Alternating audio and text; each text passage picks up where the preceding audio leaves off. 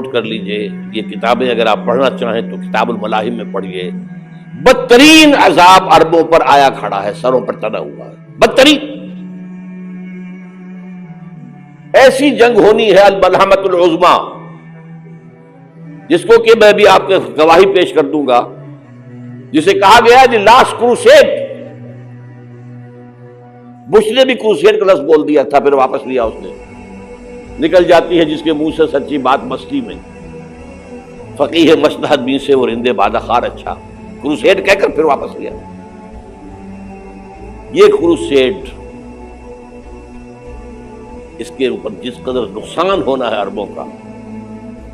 Greater اسرائیل بنے گا، یہ عراق، شام، اردن، سعودی عرب کا کچھ شمالی علاقہ، ترکی کا جنوبی علاقہ، مصر کا صحرائے سینا، اور اس کے ساتھ ہی جو بہترین اس کا زرخیز ترین علاقہ ڈیلٹا آف نائل، یہ سب یہودیوں کے قبضے میں جائیں گے. اس کو حدیث میں کہا گیا الملحمۃ العظمیٰ. عیسائی 80 علم لے کر ہے مسلمانوں تم پر حملہ آور ہوں گے، اور ہر علم کے نیچے 12,000 فوج ہوگی، 9.5 لاکھ فوج. یہ نیٹو کی تیاری کس کے لیے ہو رہی ہے؟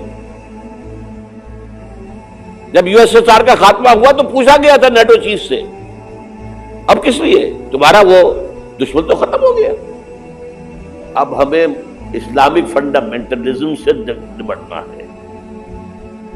وہ جانتے ہیں خطرہ یہی ہے، اب اسلام ابھر سکتا ہے. مسلمانوں کے سینوں کے اندر وہ آگ ہے، اوپر خاکستر آ گیا ہے، تم پہ اٹھانا بیٹھنا، یہ اندر تو انگارہ ہے، اوپر سے راکھ ہے، اس سے دھوکہ نہ کھا جانا ان کے دلوں کے اندر. اور بش نے کہا تھا مسلمان چاہتے ہیں کہ ہسپانیہ سے لے کر انڈونیشیا تک نظام خلافت قائم کریں. اور میں حیران ہوا تھا کہ اس کمبخت کو ہسپانیہ کا خیال کیسے آ گیا. ہمیں تو کبھی آتا ہی نہیں، اب ہم تو بھول گئے. وہ تو 500 برس پرانی بات ہے جبکہ وہاں سے ہمیں نکال دیا گیا تھا. اگرچہ اقبال نے کہا تھا ہے ارض فلسطین پہ یہودی کا اگر حق، ہسپانیہ پر حق نہیں کیوں اہل عرب کا. ہسپانیہ میں تو 800 سال حکومت کی مسلمانوں نے، اور ابھی 500 برس سے گزرے ہیں نا. یہودی تو ارض مقدس سے 2000 سال نکالے گئے. انہیں لا کے آباد کیا گیا، عربوں کے سینے میں خنجر بھونک دیا گیا. وہ چھوٹا سا ملک جو چاہتا کرتا، کوئی پوچھنے والا نہیں. امریکہ جیسے اپنے بیٹے کی حفاظت کرے ویسے کرتا اس کی.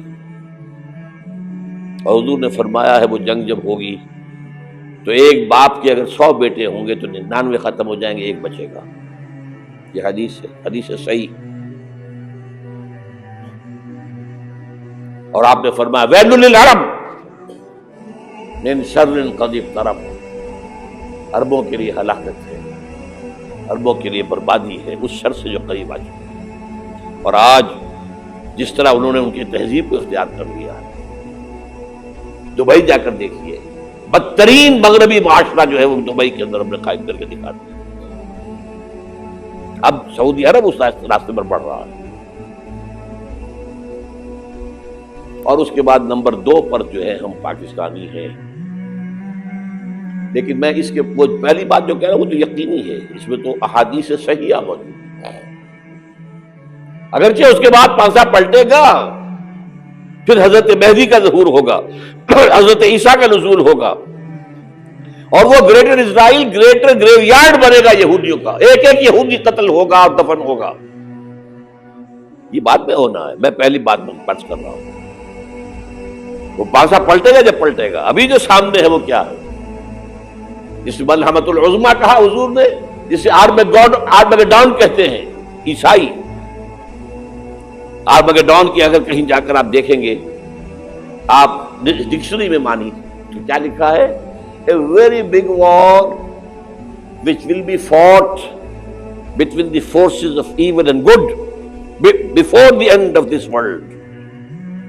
اس دنیا کے خاتمے سے پہلے خیر اور شر کی قوتوں کے درمیان بہت بڑی جنگ ہوگی.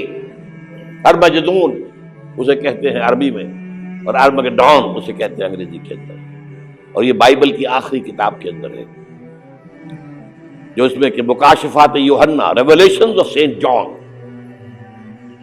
یہ تو میں کہہ رہا ہوں یقین کے ساتھ، اور زیادہ دور نہیں آیا چاہتا ہے. اس لیے کہ یہودیوں کا اور عیسائی جو کنزرویٹوز ہیں، نیو کنزرویٹوز، ان کا 5 نکاتی ایجنڈا ہے متفق علیہ، جس کے تحت کہ یہ جنگ صلیبی شروع کی گئی ہے. وہ سن لیجئے آپ. آرمیگیڈون نمبر 1، گریٹر اسرائیل قائم ہو جانا اس کے نتیجے میں نمبر 2،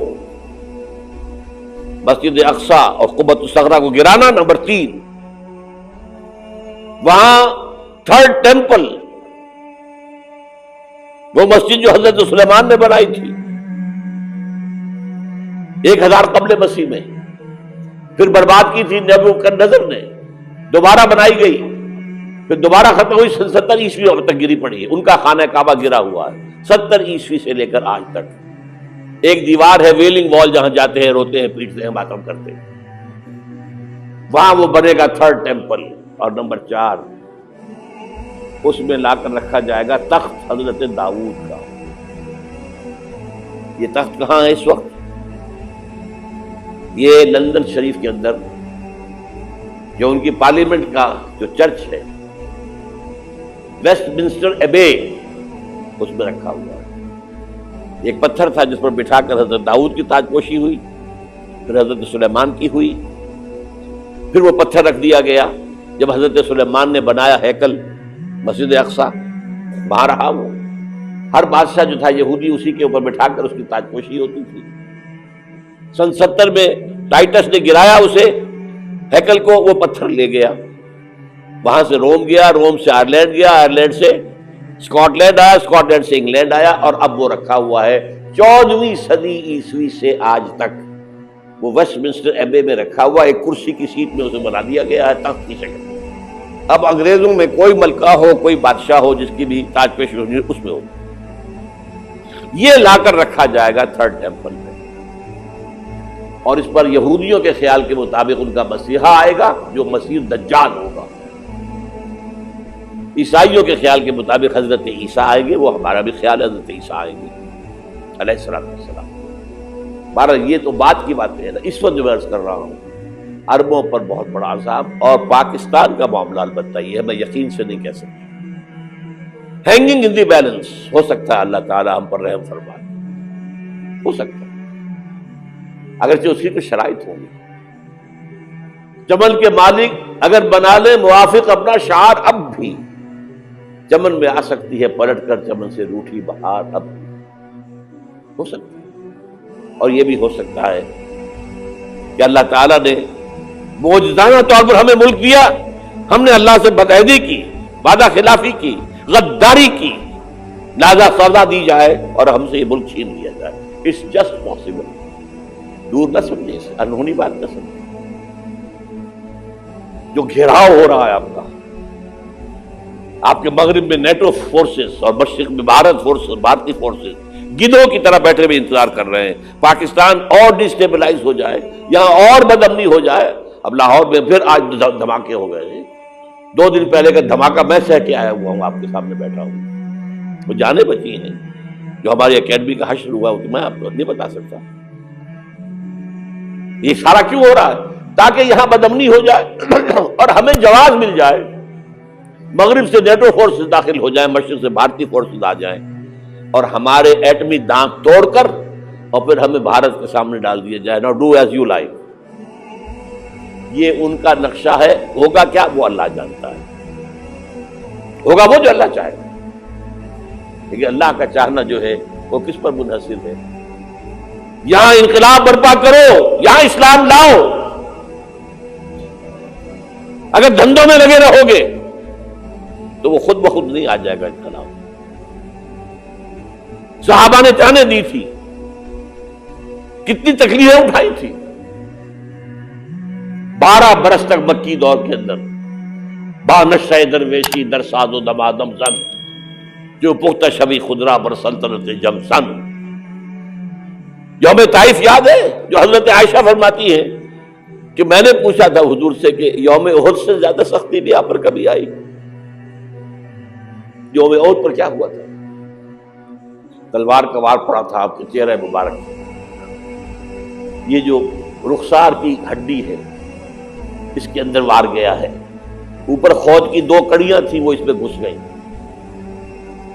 2 دندان مبارک شہید ہوئے۔ وہ خود کی کڑیاں ایک صحابی نے اپنے دانتوں سے پکڑ کے کھینچنے کی کوشش کی، دانت نکل گئے، وہ نہیں نکلی، کیا جتن کر کے نکالی گئی ہوگی تو خون کا فوارہ آیا، اتنا خون گیا ہے کہ آپ بے ہوش ہو گئے، گر گئے، اور مشہور یہ ہو گیا کہ آپ کا انتقال ہو گیا، شہادت ہو گئی۔ یہ سیرت کبھی پڑھی ہے؟ حضرت عائشہ کے ہوش کا تو یہی دور تھا نا، یوم طائف میں تو آپ کی کیا تھی، بچی تھی، انہیں کیا پتا کیا ہو رہا ہے حضور کے ساتھ۔ 3 دن تک حضور مکے کی گلیاں اور وہاں کے اوباش لوگ پتھراؤ کر گئے تھے اس امید میں کہ شاید وہاں کا کوئی سردار ایمان لے آئے، تو یہاں تو ابو طالب بھی فوت ہو گئے، یہی دنیاوی سہارا تھا، خاندانی سہارا تھا ابو طالب کے ذریعے، اور گھر میں ایک دلجوئی کرنے والی رفیقہ حیات تھی، وہ بھی، ان کا بھی انتقال ہو گیا۔ آپ نے کہا یہ عام الحزن ہے، اب تو سب کو طے ہو گیا قریش کو کہ اب جیسے قتل کر دو ان کو، اسی لیے آپ گئے طائف، شاید وہاں کا کوئی بڑا سردار مانے ایمان لے آئے مجھ پر تو میں اپنا مرکز ادھر شفٹ کر دوں۔ تینوں سے ملے ہیں، تینوں نے وہ جواب دیے ہیں، نکل جاؤ یہاں سے، میں تمہارے ساتھ بات بھی کرنے کو تیار نہیں۔ اچھا تمہارے سوا کوئی نہیں ملا تھا اللہ کو نبی بنا کر بھیجنے کے لیے؟ دیکھو جاؤ، میں بات نہیں کرنا چاہتا، ہو سکتا ہے میں بے عزتی کر بیٹھوں، واقعی تم اللہ کے نبی ہو تو میں مارا جاؤں گا، جاؤ جاؤ جاؤ۔ یہ سلوک محبت کے ساتھ ہوا، اور پھر چھوکروں کو، اسٹریٹ ارچنز جنہیں آپ کہتے ہیں، اشارہ کیا تھا خبر لو ان کی، پتھراؤ ہو رہا ہے، ساتھ کوئی ہے ہی نہیں، ایک آدمی صرف زید ابن حارثہ۔ اب سامنے سے پتھر آ رہے ہیں تو حضرت زید آگے آ جاتے ہیں، ڈھال بنتے ہیں، مجھے لگے پتھر حضور کو رہے، آپ پیچھے سے آ رہے ہیں، چاروں طرف سے تو ڈھال نہیں بن سکتا، جسم لہو لہان، خون جا کر جوتیوں میں جم گیا ہے، جوتی اتر نہیں دی، پھر وہاں سے واپسی پر جو دعا مانگی ہے، اللہم الیک اشکو ضعف قوتی وقلت حیلتی وہوانی علی الناس، اے اللہ تیری جناب میں فریاد لے کر آیا ہوں اپنی قوت کی کمی کا، اپنے وسائل کی کمی کا، اور جو ذلت و خواری ہو رہی ہے لوگوں کے سامنے، الا من تکلنی، مجھے کس کے حوالے کر دیا ہے، الا بعیدی یہ تجہمنی، یہ میرے اوپر ہجوم کر کے آ جائے، حملہ کرے، اور عدو من لگتا امرے، یہ دشمن کے حوالے میرا معاملہ کیا جو چاہے کرتے وہ۔ لیکن پھر عبدیت غالب آتی ہے، ان لم یکن علی غضبک فلا ابالی، اللہ اگر تو ناراض نہیں ہے تو مجھے کوئی پرواہ نہیں، سر تقسیم خم ہے جو مزاج یار میں آئے، مجھے اندیشہ یہ ہے کہ تو ناراض تو نہیں ہوگی۔ یہ تکلیفیں جھیلی ہے، سینکڑوں صحابہ نے جانوں کا نذرانہ پیش کیا ہے، احزاب کی جنگ میں فاقوں پر فاقے ہو رہے تھے، اور ان فاقوں کی حالت میں خندق کھودنے کا حکم ملا ہے، لوگوں کی کمریں دوہری ہو رہی ہیں، پتھر باندھے ہیں اپنے پیٹوں سے، اپنی چادروں کے ساتھ کس کر قبر دوہری نہ ہو جائے، اور جب صحابہ کدالیں چلا رہے ہیں تو کیا کہہ رہے ہیں، نحن الذین بایعوا محمدا علی الجہاد ما بقینا ابدا، اللہم لا عیش الا عیش الاخرہ۔ صحابہ کہتے تھے ہم وہ لوگ ہیں جنہوں نے محمد سے بیعت کی ہے کہ جہاد کرتے رہیں گے جب تک جان میں جان نکل جائے تو بات، اور جان ہے، چاہے ابھی بھوک سے کمر دوڑی ہوئی جا رہی، جان تو ہے۔ اور ایک دفعہ کہتے تھے اللہم لا عیش الا عیش الاخرہ، اللہ عیش زندگی تو آخرت کی زندگی ہے، اور حضور فرماتے تھے، حضور کے بیٹھے ہوئے نہیں تھے گاؤں تو کیا لگا کر پتھر اٹھا کر خندق میں سے لے جا کے باہر پھینک رہے تھے، جب صحابہ کہتے ہیں اللہم لا عیش الا عیش الآخرہ، حضور فرما رہے ہیں فاغفر الانصار والمہاجرہ، اے اللہ ان انصار اور مہاجرین کی مغفرت فرما دے۔ پھر حضور کی خدمت میں کچھ لوگ آئے، حضور اب یہ فاقہ ناقابل برداشت ہو گیا، دیکھیے ہم نے یہ پتھر باندھے ہوئے اپنی بیٹوں کے ساتھ۔ حضور نے کرتا اٹھا کر دکھایا، وہاں 2 پتھر باندھے ہوئے۔ یہ ہے سیرت النبی۔ آپ کس چیز کو سیرت النبی سمجھتے ہیں؟ بہرحال اس موضوع پر میری ایک کتاب ہے منہج انقلاب نبوی، یہ انقلاب کیسے آیا تھا۔ اگر دل میں ذرا بھی آرزو پیدا ہو گئی ہو کہ اللہ قبول کر لے